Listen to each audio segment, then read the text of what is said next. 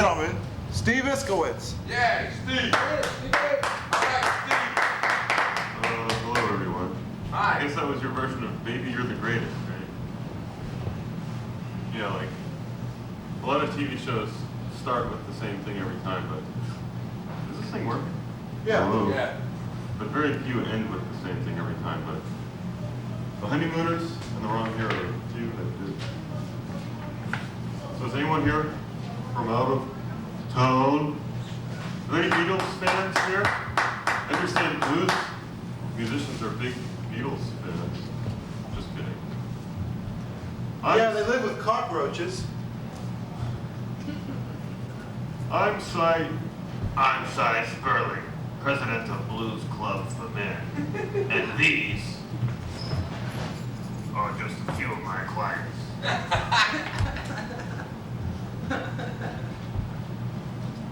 I'm a comedian. Whoa, wait a minute. I forgot the rest of that joke. I got so Wrapped up. distracted by your thing that My heckling line. I'm a stand-up comedian. I hope I go far. I sit here and tell jokes, 'cause I can't afford a guitar. And now it's time for Mayberry THC. What's that? Tetrahydrocannabinol. I can't hear anybody. You're deaf. Yes. Mayberry THC. Oh, man, do you really think that's such a good idea? Aunt B, how come you don't got a southern accent? Hey, Pa, they're closing down all the mines. What do you think we ought to do? Say, now I can understand Floyd a little better. What do you get when you cross Phil Oakes with environmentalism with mediocrity? Bono. What's that? Bono. John Denver. Almost heaven, West Virginia. Inbred rednecks stab their knives right in ya. I can make fun of rednecks because, I can make fun of hillbillies because I'm from Pittsburgh, so that makes me sort of a hillbilly. Are you sure? Is this thing really working? Yeah, we can hear you. Okay. You just can't hear it because the monitor's not working. That's the Oh. problem. Yeah, and all the crowd noise is drowning you Yeah, out. right. Where was I? Oh yeah, I'm from Pittsburgh, so I'm kind of like sort of a hillbilly. My philosophy is, never trust anyone who doesn't try to steal things when no one's looking. Now here's my newscaster impression. Sorry, no disasters today. And now my Bill Clinton impression. We go to war tomorrow. How about a hug? Actually, he doesn't hug people much anymore like he used to. I kind of like, he sort of phased that part out of his presidency. They should write a book about the Clinton presidency called The Clinton Years, From Hugs to Thugs. Hey, you know why he doesn't hug anybody anymore? Why? Because his wife's a lawyer and she's afraid he might crush them and then they'd have a big liability on him.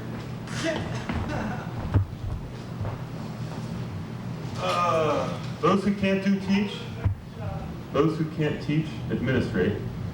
So schools are people who can't teach, telling people who can't do how to teach people who might be able to do things if they didn't have so many people who didn't know how to do anything, telling them what to do all the time. Yeah, I know, I'm kind of cynical.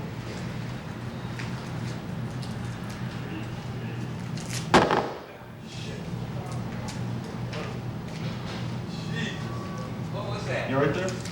Yeah. Oh. Boy, I'm just causing sparks to fly here.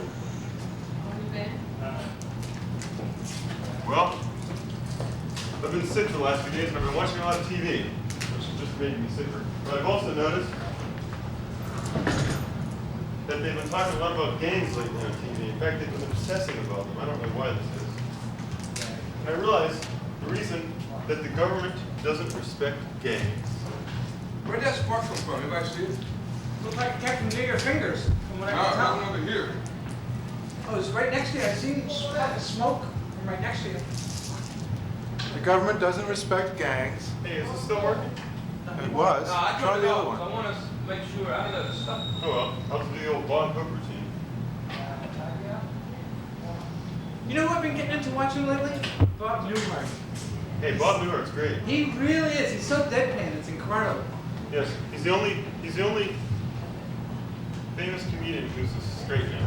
Yeah. Here's I can do a Bob Newhart impression. But Emily. Okay, where was I? Oh, you're Gangs? gonna do the new thing because nobody. The gangs. The gangs. Yeah. Oh yeah, the reason the reason the government doesn't respect gangs is because gangs don't have nuclear weapons. Yet. Yeah. Yeah. That's the only reason. It's got nothing to do with morality or compassion. Believe me. And if you think it does, you've just been watching the Brady Bunch too much. I mean, my night job as a comedian, my day job is stealing material. See, it's kind of weird not holding the microphone. Yeah, no, it'll be a minute. It's better. It's better. I want to be a defense lawyer. I tried being a defense lawyer, but every time the prosecution made his case, I'd get up and all I could say is, "Oh no, I didn't like that." So I didn't keep that job for too I long. object. So I work with the mentally ill, so-called mentally ill, and my boss is trying to fire me because I ain't scared.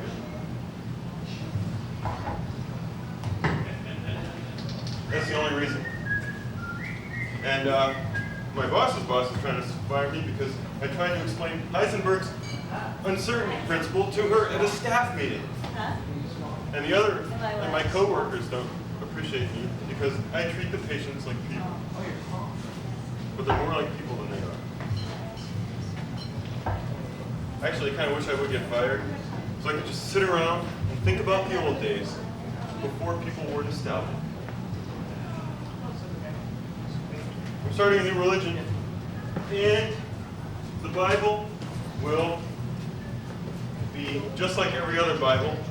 No one will know who wrote it, no one will know what it means, and everyone will use it to get whatever it was they wanted before they read it in the first place. What's that called? No, I haven't named it yet. I got any suggestions? Political correctness. Political correctness. It'll be called Politically Correct Motherfucker. Okay, oh yeah, this, what's this called anyway? Cafe Cabaret? 2 minutes left? No, it's called Edge City. Edge City? Okay, Edge City is brought to you by Hothead Security. Hothead Security. Don't worry about it. Just take it easy. I grew up in a very intellectual neighborhood. When the kids would taunt other kids, they'd say, "Were it to come to a physical confrontation, my father would most certainly emerge victorious."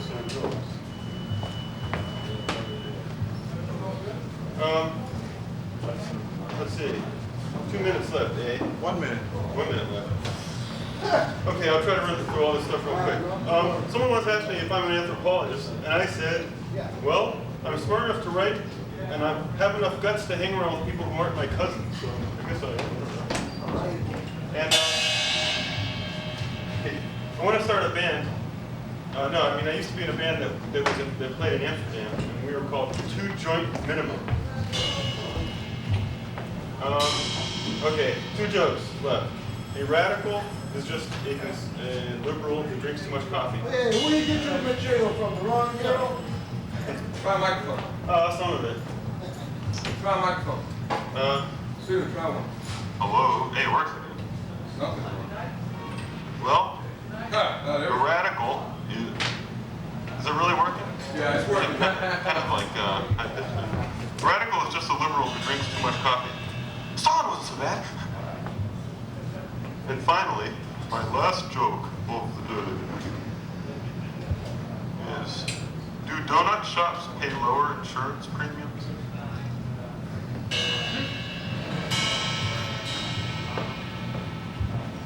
Well, that was Steve the Magnificent.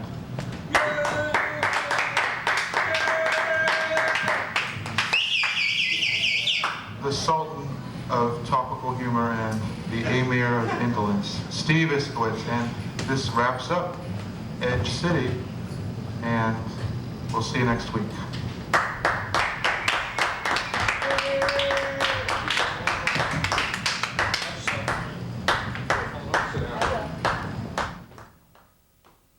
Both went, hey man. Wait, start over. Hey!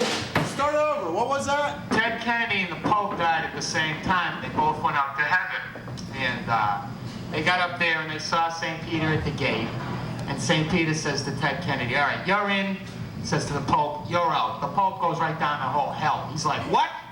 Son of a bitch. He gets down there, all right? They take him in. They give him his red union suit and his pitchfork and everything. Excuse me. The local 103? Excuse me. All right, so about 6 months go by. The Pope's trying to appeal this conviction, and Teddy, he calls up. He gets Teddy on the phone. He says, "Well, is there any news on it yet?" And Teddy says, "No, there isn't." Okay, and says, "Well, tell me, Ted, what's it like up in heaven?" Ted says, "Well, it's beautiful. You have your cloud that you lie on. You have your harp. You have your wings. It's paradise." The Pope says, "Did you ever meet the Virgin Mary?" And Ted says, "That had ended about 2 months ago." Thank you. Got enough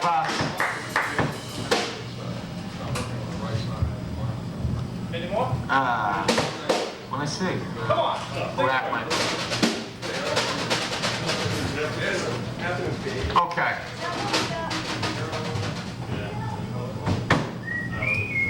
Oh, okay. 3 guys died, and they went to heaven.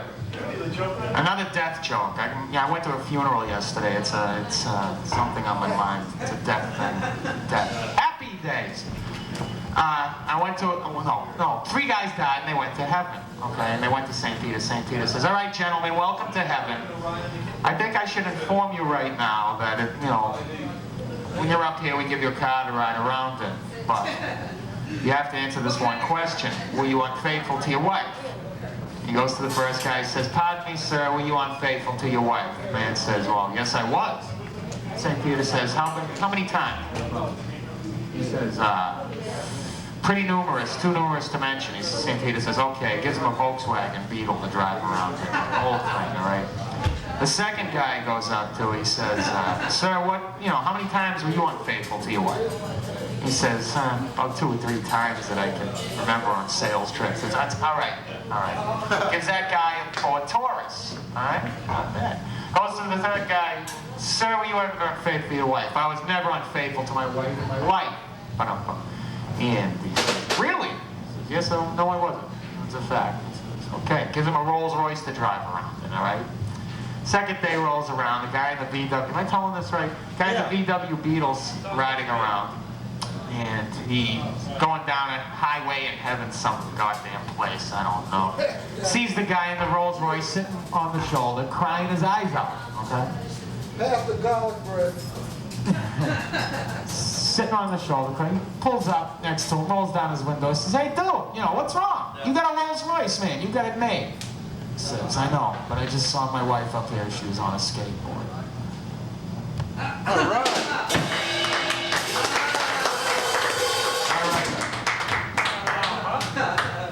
You have a day job? And your name, sir? Maynard G. Krebs. No, your real name, sir. Oh, Kevin Mahoney. Kevin Mahoney. Don't be guilty. Oh, you must be German. Yeah, I'm a nice Yiddish boy from around Birkenstock. Isn't it funny how Maynard G. Krebs got stranded on Gilligan's Island? They couldn't stand him, Yeah, there you go. Well, if you were stuck on an island with Alan Hale, you'd go pretty bonkers too. Why does he call him Little Bunny? Everybody, later on, Arthur's having a masturbating party and everybody can... Oh! Okay, wait a second. That's public TV, you guys. That's not fair. Hey, masturbation is just the poor man's Nintendo. Howard Stern's ass.